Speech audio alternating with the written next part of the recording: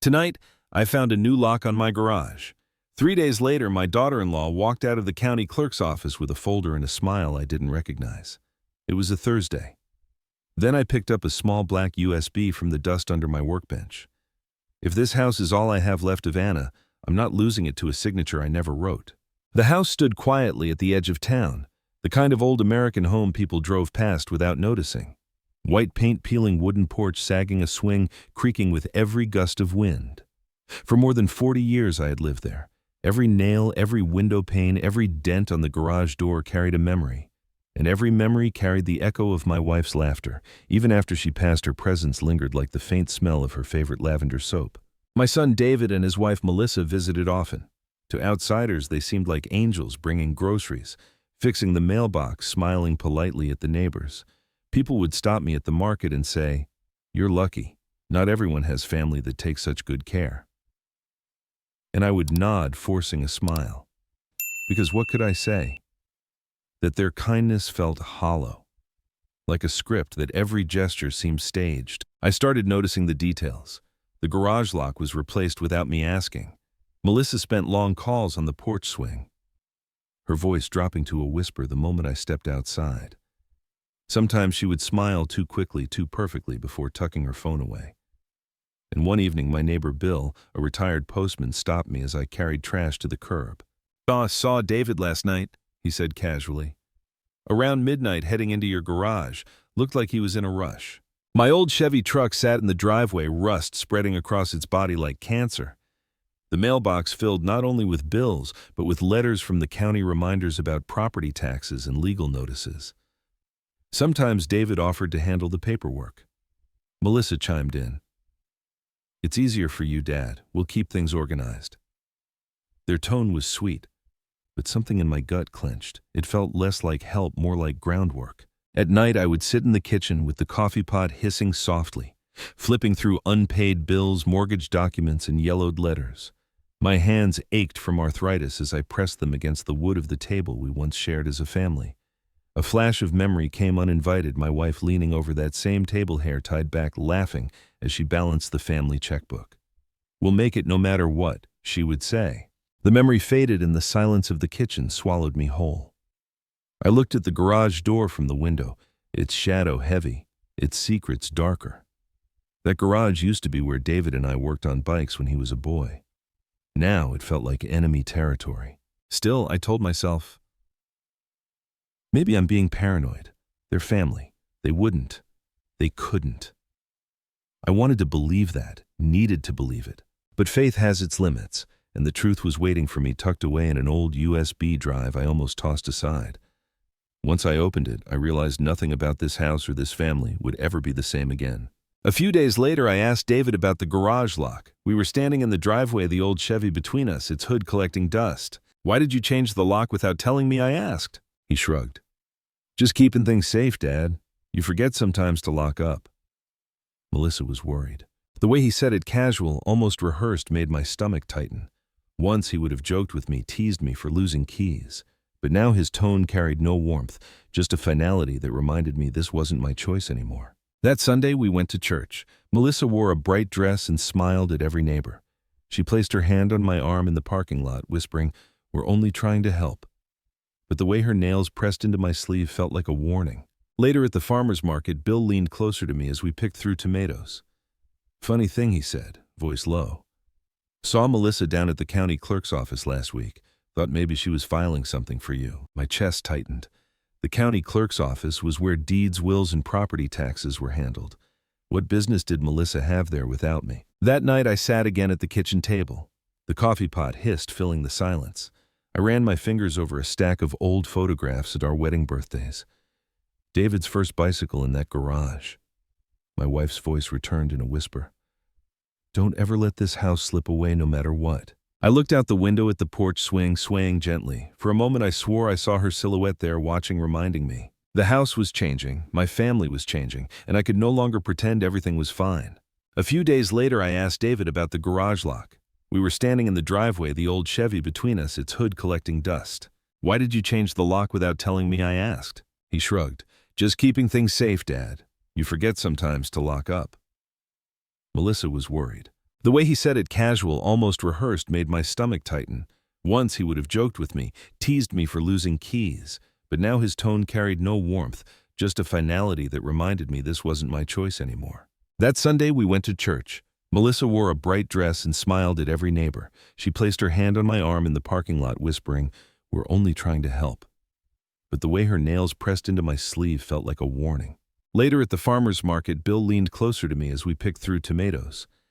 "Funny thing," he said, voice low. "Saw Melissa down at the county clerk's office last week. Thought maybe she was filing something for you." My chest tightened.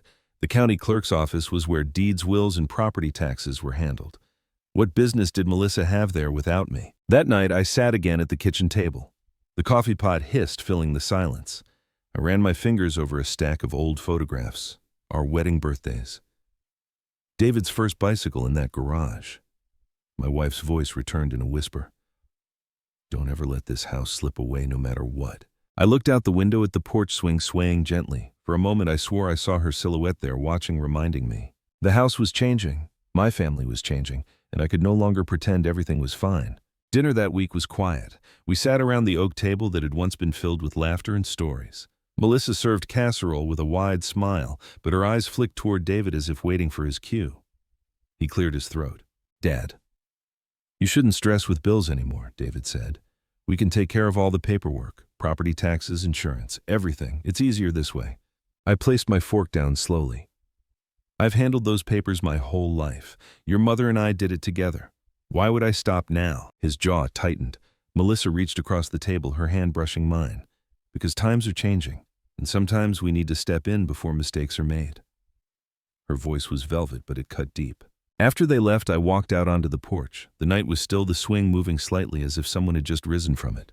I remembered painting these walls with my wife one summer, both of us covered in white splashes, laughing when the brush broke in half. "This house will stand longer than we do," she had said. And now her words echoed in the emptiness. The next morning I noticed the mailbox again, another envelope from the county clerk's office. My name was on it, but the return address felt heavier now. Bill, standing by his fence, waved and called out, "Strange how much mail you're getting these days, huh?" I forced a smile, but inside my chest, dread was crawling. The puzzle pieces were stacking higher. They looked like love to the world outside, but to me it was starting to feel like preparation for my disappearance. I was not always an old man staring at forged signatures. Once I was just a boy who believed in work faith and the promise that if you built something with your hands, it would last. When my wife Anna and I bought this house, it was nothing but a tired frame, paint-flaking roof, leaking a yard of weeds. But we had hope. Every weekend I worked 2 jobs, days at the lumberyard, nights sweeping floors at the county courthouse. Anna painted walls until her hands blistered, humming hymns under her breath. Neighbors thought we were crazy, but we saw a future. I remember the first Christmas in that half-finished house. The roof still leaked, the heater barely worked. But we had a tree small and crooked, decorated with popcorn strings. David was just a toddler, then clapping his hands at the lights. Anna leaned close to me and whispered, "This house will hold our story." Years turned into decades. I paid every mortgage bill on time, even if it meant skipping meals. I shoveled driveways for neighbors. Fixed fences, worked overtime at the plant. Anna packed lunches, tended the garden, raised David with patience I never had. The porch swing became our sanctuary where we planned, argued, laughed. It was more than wood and nails. It was our promise. When David turned 10, we built him a treehouse in the backyard. I hammered while he held nails crookedly, Anna laughing as she brought out lemonade. At the county fair that summer, David won a blue ribbon for his model car. We cheered like fools. Those were the years I thought we had it all. But life is never fair. Anna got sick when David was in college. I spent nights by her hospital bed, holding her hand as machines beeped around us. She looked at me with eyes still fierce, still filled with love, and said, "Promise me the house stays in the family. Promise me it goes to the grandchild, not the world outside." I promised. She passed on a winter morning. I buried her with a sprig of lavender, her favorite scent. After that, the house felt heavier, lonelier, but I carried on, for David, for the promise. In the years after David drifted, he met Melissa, a woman sharp as glass. At first, I welcomed her. She was polite, efficient, always offering to help with paperwork. But slowly, I felt my son slip further away. He stopped sitting on the porch swing. He stopped asking about my stories. Melissa filled the silence with her own plans. As their wedding approached, the change sharpened. Still, I tried to believe. I paid property taxes, kept the house standing. Bill, my neighbor, often saw me repairing shingles or mowing the yard even when my back screamed in pain. "You're tougher than all of us," he'd joke. I smiled, but inside I feared my toughness was all that stood between the house and ruin. Now, sitting at the kitchen table, memories flood me. Anna's voice, David's laughter, the sacrifices, the long nights I worked, the holidays I missed, the injuries I ignored, all for this place. And yet with a single forged paper, it could all be erased. The USB didn't just carry files, it carried the weight of betrayal. It was proof that somewhere along the way, my son forgot the promise his mother asked me to keep. And as much as it broke me, I knew I had to act, not just for myself, but for Anna, for the vow I whispered over her grave. This house would not be stolen, not while I was still breathing. The storm of '92 nearly tore the roof off. Shingles scattered across the yard, rain seeping into the kitchen ceiling. I remember Anna standing beside me, her hair plastered with water, both of us holding hammers in the lightning. We patched the roof ourselves that night, soaked to the bone, laughing at the madness of it. She said, "If this house can survive tonight, it can survive anything." And I believed her. That storm became a story we told every Thanksgiving, the one where love held the walls together better than nails. Life in this house was never just bills and repairs. It was the smell of apple pie cooling on the windowsill, neighbors bringing casseroles during church potlucks, the sound of kids yelling in Little League games on Saturdays. David ran the bases once, sliding home in the dirt, arms raised. I can still see Anna clapping with her whole body, tears in her eyes. These memories are not just stories, they are bricks in the foundation of who we were. Years later, when David was grown, I noticed something different. He avoided the porch swing. He spoke more about numbers than moments. Melissa entered the picture with a firm handshake and a sharper smile. At first, I thought she was good for him, ambitious, organized, steering him toward responsibility. But her eyes always seemed to measure the walls, the furniture, the value of things. One evening, Melissa brought a stack of papers after Sunday dinner. "Just estate planning," she said. "Everyone does it, just a precaution." She tapped the line where my name should sign. David sat silent, sipping coffee, not meeting my eyes. My hand hovered over the pen, but stopped. "I'll read it later," I told them. Melissa's lips tightened, but she smiled anyway. That smile didn't reach her eyes. I knew estate planning was normal. Neighbors talked about wills, codicils, probate. But something about the timing, the secrecy, the way Melissa folded the papers neatly back into her bag, it felt like a rehearsal for a future I hadn't agreed to. Bill noticed too. At the county fair last year, he leaned on the fence beside me. "Funny how Melissa always asks about property taxes," he said, chewing on a straw. "My kids never cared until I was gone." He chuckled, but the words stung. The house kept whispering reminders. The dent on the garage door where David crashed his bike at 8. The maple tree where Anna planted tulips every spring. The living room where she hosted Bible study with neighbors. Every corner said, "We built this. We earned this." And yet every envelope from the county clerk, every polite smile from Melissa, every shrug from David, piled into a shadow I couldn't shake. The shadow took shape the day I found that USB in the garage. At first I thought it was David's old college files, but when I plugged it in, the truth nearly stopped my heart. It wasn't just a contract, it was a plan. And my backstory, the roof storms, the missed holidays. The promise to Anna suddenly became the very reason I had to fight, because if I didn't, all of it would vanish as though it never existed. I did not sleep the night I found the forged deed. The glow of the laptop burned into my eyes long after I closed the lid. I sat in the kitchen with the coffee pot hissing, listening to the house breathe around me. The refrigerator clicked on and off. The porch swing creaked. I kept hearing Anna's voice, the one I could never let go of, keep the house for the grandchild. I rubbed my thumb along the grain of the kitchen table and told myself I was not a ghost yet. Anna asked me to keep this home, but she also asked me to keep this family. I'm trying to do both. By morning, I went back to the garage and plugged in the USB again. This time I looked closely. The document wasn't just a deed, it was a quitclaim deed, drafted to clarify title, the sort of paperwork people use to move property inside a family. The file name looked harmless, QCD int family v2.piv. Someone had thought that through. The deed listed my parcel number, the county's legal description, even the old mortgage reference. The signature line carried my name in a pen stroke I almost recognized. They had copied the swoop in the H, even the hesitation where my hands usually shook. The notary seal was a scanned image, the county name spelled right, the commission number real enough to fool a clerk on a busy day. There were emails too. I opened a thread labeled Clerk APPT, dates, times, links, a note from Melissa. We should do this right after the ceremony. He'll be distracted. Another message from a law office I didn't recognize. For signature convenience, we can prepare a limited power of attorney in case father is unwell. My stomach nodded. Unwell. That word read like a shovel of dirt thrown over me. What I didn't see then was the pressure grinding her down. She was juggling her father's medical debt and a sales job on the brink, and the idea of security had already hardened into an obsession. I printed everything and called David. "Come by after work," I said. "We need to talk." He hesitated, then agreed. He arrived at dusk, headlights painting over the living room walls. He stood in the doorway with that smile he uses on strangers. Melissa came with him uninvited, laying a pie box on the counter like a peace offering.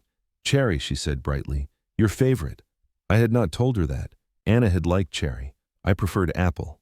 Twice I asked David to talk without Melissa, once on the porch, once at the diner. Twice he said another time. Another time never came. I set the printed deed on the table. "Explain," I said. David's eyes flicked to Melissa. She gave him the smallest nod. "Dad, listen, it's not what you think," he began. "This is just estate planning, okay? The house needs to be in a trust, or—" "This isn't a trust," I said, tapping the page. "It's a quitclaim deed. It moves the house to you, period." Melissa folded her arms. "Only so we can manage taxes and maintenance. You've said yourself the roof needs replacing. We're just streamlining things." What I didn't see then was the pressure grinding her down. She was juggling her father's medical debt and a sales job on the brink, and the idea of security had already hardened into an obsession. "Streamlining me out?" I asked. Her smile stiffened. "No one is talking about that." I slid the emails across the table. "Then, why schedule the clerk on your wedding day?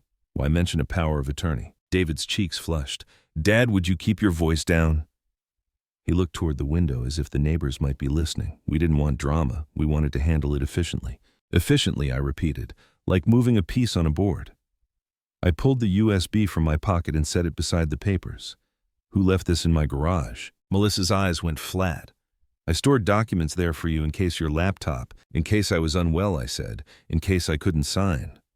My hands shook and I pressed them flat against the table to still them. "You forged my name.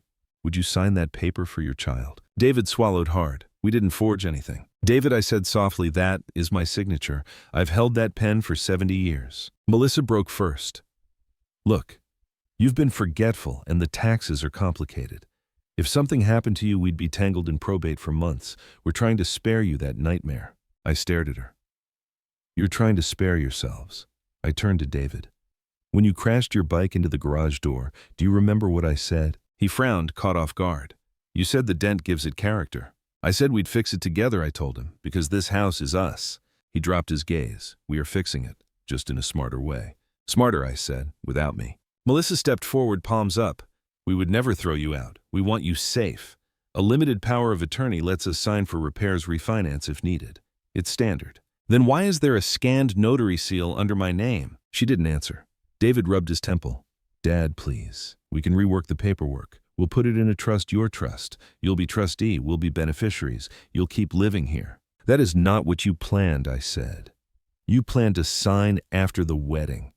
You planned to hustle me from the reception to the clerk's office and call it a happy errand." His jaw clenched. "We thought you'd be in a good mood." Something inside me cracked. "A good mood," I said. "On the day I give my son away to a woman who measures rooms with her eyes." The words came out colder than I intended. David flinched. Melissa's face hardened to glass. "Enough," she said. "If you refuse to cooperate, we'll deal with it another way. But this house needs management." "It has management," I said. "It has me." They left with the pie untouched. When the door closed, I let myself lean against it until my breath came back. I gathered the papers, slid them into a folder, and drove to Bill's house. His porch light was always on before supper. He listened while I talked. He had a way of standing still, a mailman's patience. When I finished, he said, "I'm no lawyer, but a forged notary seal is serious. You should talk to someone who scares them." The next morning I went downtown. The law firm in the email sat in a brick building above a diner. I didn't go inside. Instead, I went to a different office, one with a framed diploma that read, "Probate and Estates 40 Years."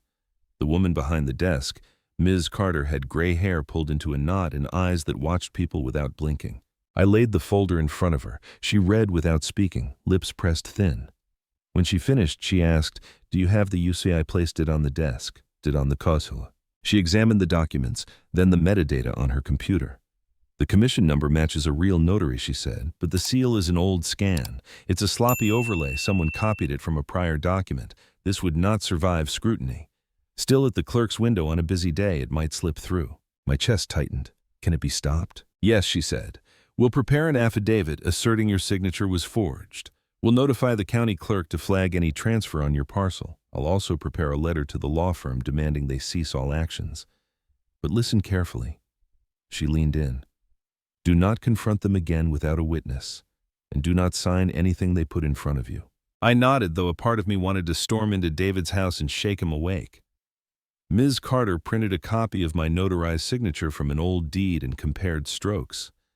"There's enough here to raise doubt. If they try to file, it triggers review," she said. "And if they present a power of attorney, we'll contest capacity. You are lucid-oriented and capable. I'll put that in writing." I swallowed. "He's my son," she softened. "And you're his father. Sometimes that's the hardest thing to be, especially when money and property step between." She slid a card across the desk. "Keep this with you.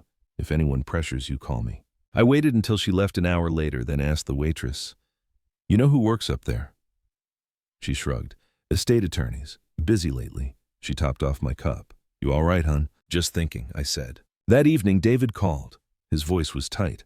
"Melissa says you scared her." "Good," I said before I could stop myself. "Maybe fear will slow her down." "She cares about us," he said. "About me. She's trying to make sure things don't get messy when—" He paused. "When what?" I asked. "When you're gone," he said, almost a whisper. I stared at the maple tree as if it might answer for me. "I'm not gone," I said.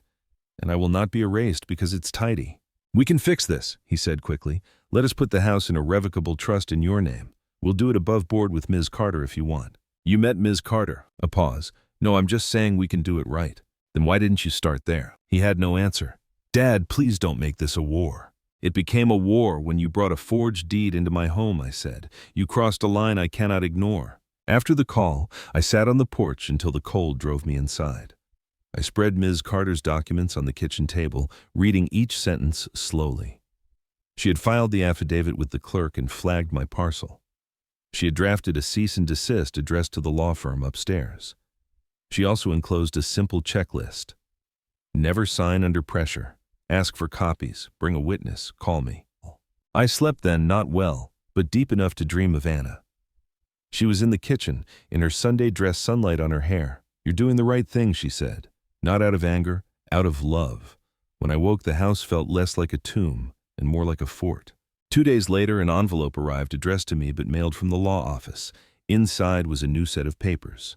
Revocable trust grantor Henry Collins. My name this time real. Melissa's handwriting on a sticky note. "For your review, no rush." The tone was soft as butter. The timing was sharp as a knife. I took the packet to Ms. Carter. She read it page by page. "This one is cleaner," she said.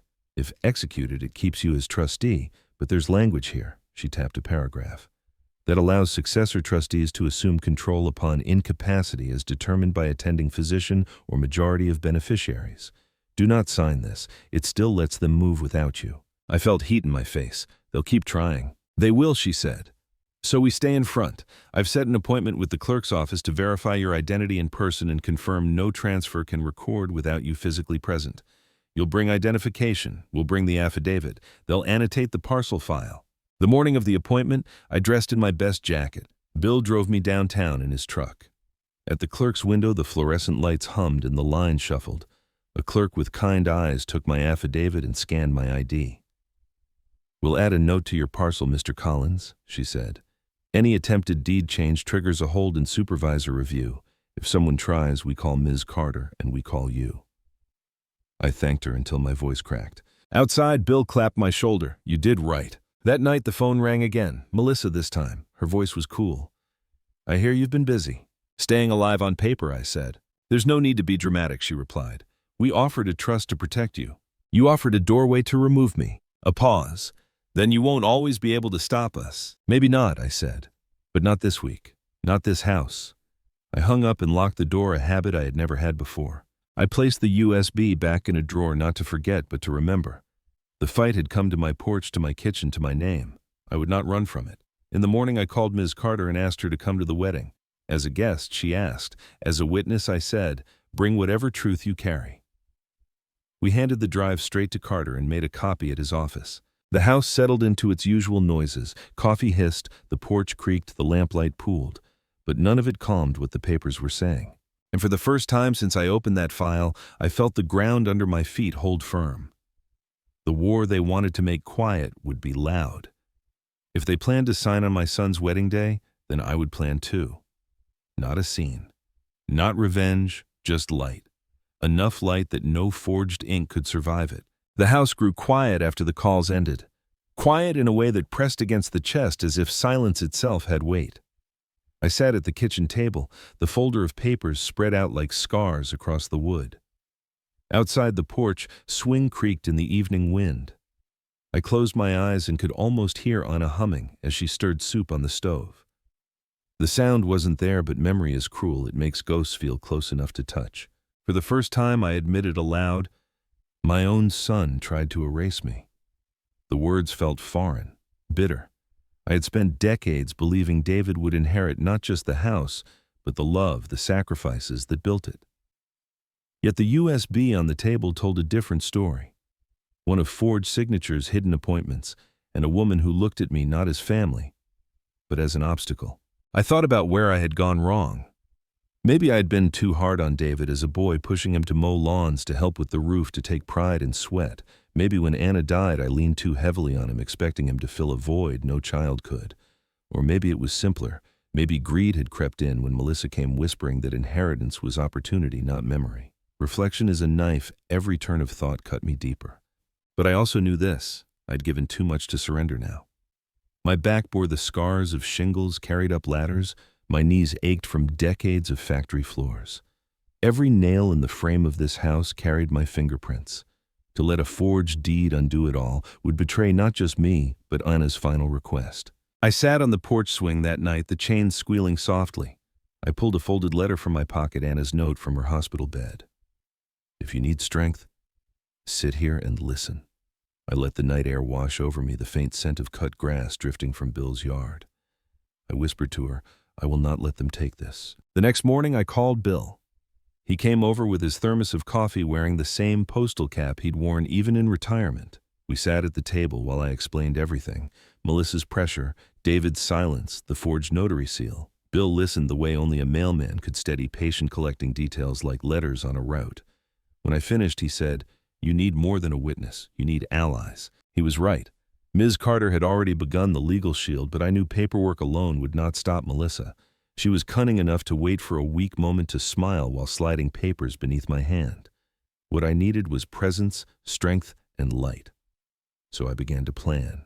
First, I organized this evidence. The USB, the printed emails, the affidavit Ms. Carter drafted Anna's letter. I placed them in a box, not just for safekeeping, but as a reminder, this was my arsenal. Second, I reached out quietly to Pastor Thomas at church. He had known Anna and me for 40 years. Over coffee in his office, I told him part of the story. His eyes saddened. Families fracture when wills appear, he said.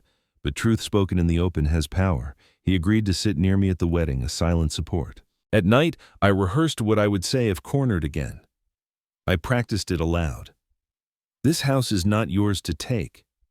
It is a legacy, not a prize. The walls heard me. The swing heard me. Maybe Anna heard me. My voice grew steadier each time. Still, the loneliness pressed hard. Reflection can trap you in sorrow, but resolution demands action. So I began to walk through each room, reminding myself what I was defending. The dented garage door, the tulip bed Anna planted, the treehouse still clinging to the old maple. These are not assets, I told myself. These are vows. One evening, Bill returned with a manila envelope. Inside were photographs, old snapshots he had taken during block parties and 4th of July parades. There was David at 12 holding a sparkler, Anna carrying pies, me in a lawn chair, sunburned and grinning. Remind them of this, Bill said. Sometimes people forget until you show them. That night I cried not the angry tears of betrayal, but the weary tears of memory. I let myself grieve the son I thought I had, and then I wiped my face and stood. Resolution is born in grief but lives in action. I wrote a list. 1. Meet Ms. Carter again before the wedding. 2. Prepare a sealed envelope with the affidavit and photos. 3. Ask Bill to sit beside me at the reception. 4. Carry Anna's letter in my jacket pocket. The plan was simple, but it gave me peace. For the first time in weeks, I slept without waking at every creak of the house. Days passed. Melissa avoided me, though her car came and went. David called once, his voice thin. Dad, maybe we rushed things. Maybe Melissa was too forceful. I wanted to believe him. But trust is a bridge once burned that takes years to rebuild. I told him calmly, "We will speak after the wedding. Bring honesty with you." He didn't answer, but the silence told me he heard. On the Sunday before the wedding, I attended service. People shook my hand, asked about the flowers in my yard, joked about the old Chevy still sitting in the driveway. Ordinary kindness felt sharper now, a reminder that not everyone betrays blood. After the hymn, Pastor Thomas pressed my shoulder and whispered, "Stand firm." That evening I sat again at the table looking at the USB. Reflection had done its work. I had measured my failures, my grief, my anger. Resolution stood before me now like a choice: act or be erased. I chose to act. I called Ms. Carter and asked her to attend the wedding. She hesitated, then agreed. "Bring your affidavit," I said, "and your presence." I could hear her steady breath before she answered, "I will." Then I called Bill. "You still have that postal uniform?" I asked. He laughed. "I do." "Why?" "Because on Saturday I said I want you to sit where everyone can see. You've carried the truth for decades. Carry it once more." He agreed without pause. As the night deepened, I wrote one more line in Anna's letter beneath her fading ink. I kept my promise. I folded it carefully and placed it in my jacket. Whatever happened at that wedding, I would not walk in as a ghost. I would walk in as a man carrying history, carrying truth. And I ask you, if you were in my place, would you forgive or fight back? Would you stay silent for the sake of peace, or would you stand up for a vow made in love? Think of your own family, your own promises, and tell me in the comments below. I rose from the table, spine straighter than it had been in years. Reflection had ended. Resolution had begun. A house can be signed away on paper, but a son is never signed away in my heart. The wedding hall glowed under warm bulbs. Melissa in white lace guided David forward with practiced grace, and the applause swelled as I felt the USB in my pocket like a stone. Carter waited with his briefcase. Bill watched from the next row. When the vows ended, I stood. The scrape of my chair cut the room to silence. Bill pulled into the driveway with his truck. He wore slacks and a tie that looked borrowed from the back of a closet, the knot a little too loose. He honked once and climbed out, his smile calm and steady. "Ready?" he asked. The hall was a long, low building behind the church, its double doors thrown open, the smell of flowers and roast beef drifting into the parking lot. Strings of white bulbs crisscrossed the ceiling inside. Tables wore checked cloths, a bluegrass trio tuned up near a small stage. The place looked like half the weddings I had attended over the years: paper name cards, mason jars with ribbon kids in shoes a size too big, trying not to slip on the polished floor. I paused in the doorway and let my eyes adjust. Melissa approached with a bouquet pinned to her wrist like a shield. "Mr. Collins," she said, careful with the formality. "Thank you for being here. It means a lot to David." She did not say it meant a lot to her. She did not have to. The bouquet looked heavy in her hand. "I wouldn't miss my son's wedding," I said. It was true, even in the worst version of the day I had imagined. Behind them, a woman stepped slightly to one side, letting a beam of light catch her face. Ms. Carter wore a dark suit and a small pin that said only her name. She nodded to me once, small, serious. Across the room by the punch bowl, a man in a navy blazer flicked through his phone and glanced our way. I recognized him from the email signature block, the estate attorney from the office over the diner. The players had taken their places. The ceremony itself was simple and honest, vows that would have moved me to tears in another life. A song Melissa's sister sang off-key and with heart. The clatter of forks as toddlers drummed their plates. For a while I let the goodness of it wash over me. People marry with hope. Even the ones who make plans in the shadows begin with a wish to love. I watched David slide a ring onto Melissa's hand and wondered if he could still hear Anna's voice the way I did, if any of this had space for the boy who built model cars and slid into home plate with his arms flung wide. "Pastor, could we pause the ceremony for just a moment? If we can step into the side room, I'll keep this brief." Before anyone signs anything, I said I need to share a few things about the house they intend to move. I won't take long, I said to the room. Family business should be handled as family. I let the hush settle. This isn't a line on a spreadsheet. It's a room where Anna once steadied David after he dented that garage door. I reached the head table and slid out the USB, the affidavit, a sworn statement, the photos. I'm not here to ruin a marriage. I'm here to stop a fraudulent transfer. David, I'm asking you to stand with me on the truth. I picked up the affidavit. A few days ago, I found a quitclaim deed prepared to move my home without my knowledge. It carried my signature. It carried a notary seal copied from an old document. It carried an appointment with the county clerk scheduled for today. I let my eyes find the man in the blazer. At this very hour. He pointed at the notary stamp on the deed. The seal number didn't exist in the county ledger, the county's official log that week, and the so-called power of attorney permission to act for someone was backdated by 2 months. Ms. Carter stepped forward. He is protected, she said, calm as a librarian delivering the rules. Mr. Collins is the legal owner and has filed an affidavit of forgery with the county clerk. Any attempt to record a deed on his parcel triggers review and notification. Further, any power of attorney presented without his consent will be contested. He is lucid and capable. She looked at me as if to say, speak only what is yours to speak. I nodded. David took a step toward me, hands open. Dad, he said softly, we can talk about this later. We will, I said. We will talk about it honestly, but not in a side room with doors closed and pens ready. I held up the USB. I found this in my garage. It contains the deed, the emails, and more. My wife asked me to keep the house for the grandchild, I said. That is the promise I carry. If there is a way to honor that and honor the life you hope to build, I'm here for it. But if the way requires forged ink and quiet hallways, I am not. Ms. Carter read. Her voice was steady, the kind that calms rooms, the kind that tells juries what matters. She read Anna's name with care as if it were a fragile heirloom. She read the language that left the house to me for life, then to the grandchild if one should be born, and if not, to a trust that would fund scholarships for kids on our block. She read the date, the notary commission, the witness signatures, neighbors, whose handwriting I could recognize even from across the room. She read the codicil, filed after Anna died, my promise transcribed in sentences that looked more formal than the night I spoke them to the wind. Carter also played a short voicemail David never deleted. Melissa's voice carried across the room, flat and certain. I took a breath and found David's face.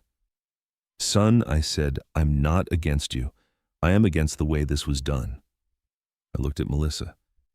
You are welcome in my family if you will stand in the light with us. Whatever pressure brought you here, Melissa, this wasn't the way. I want the truth more than I want punishment. I walked to the edge of the stage and nodded to the bluegrass players. I need the PA. For a minute, I said. The mandolin player shrugged and handed me the cable. I turned to the volunteer. This will take 2 minutes, I promised.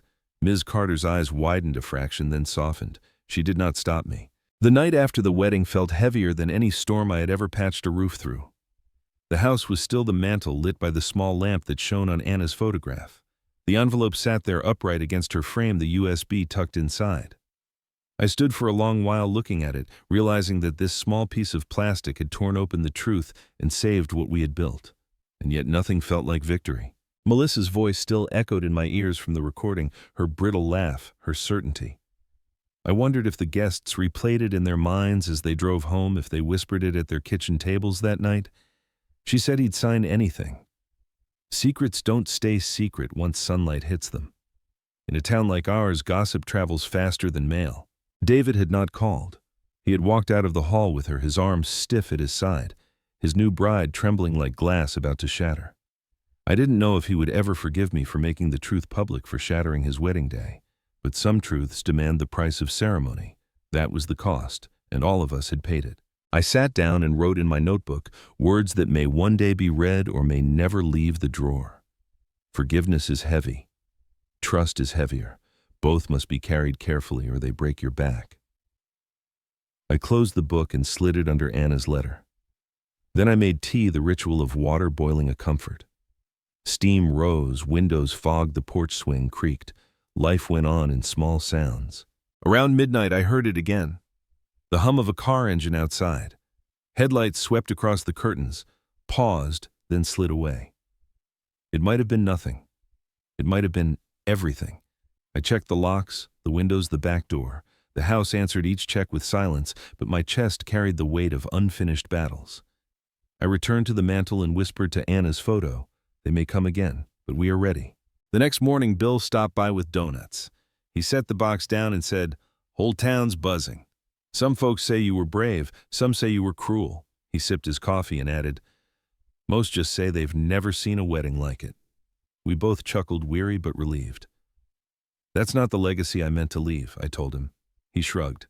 "Legacies aren't neat. They're messy, like mail, but the right letter still finds the right door." Pastor Thomas called later.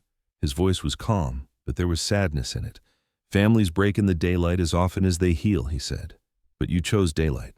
That matters." I thanked him. His words were not a promise of peace, but a reminder that truth, even when it cuts, also cauterizes. "I won't press criminal charges against my son if he cooperates. We'll unwind the papers in civil court, and he can sign a statement." That evening, David finally called. His voice was thick. "Dad," he said, "I don't know how to fix this." I told him, "We start by not pretending it didn't happen." Silence stretched, then he said, "I need time." I told him, "Take it, but don't take forever." He hung up and I let the click settle into the walls of the house. Before the night ended, David walked to Carter, asked for copies of every document, and said he would sign a statement if the court required it. I stepped outside onto the porch as the sun fell. The swing moved in the evening breeze, groaning softly like it had every night for decades. I sat and let it carry my weight. Above me, stars pushed through the dark. I held Anna's letter in my hand, folded thin by years, ink fading. I kept my promise, I said into the night air, and for the first time, I felt she believed me. Yet as I sat there, a question haunted me more than Melissa's schemes or David's silence. Could I forgive? Could I forgive the boy who had carried my name, who had once fallen asleep on my chest in this very swing, who had chosen deceit over trust? Forgiveness may be the hardest inheritance to pass down.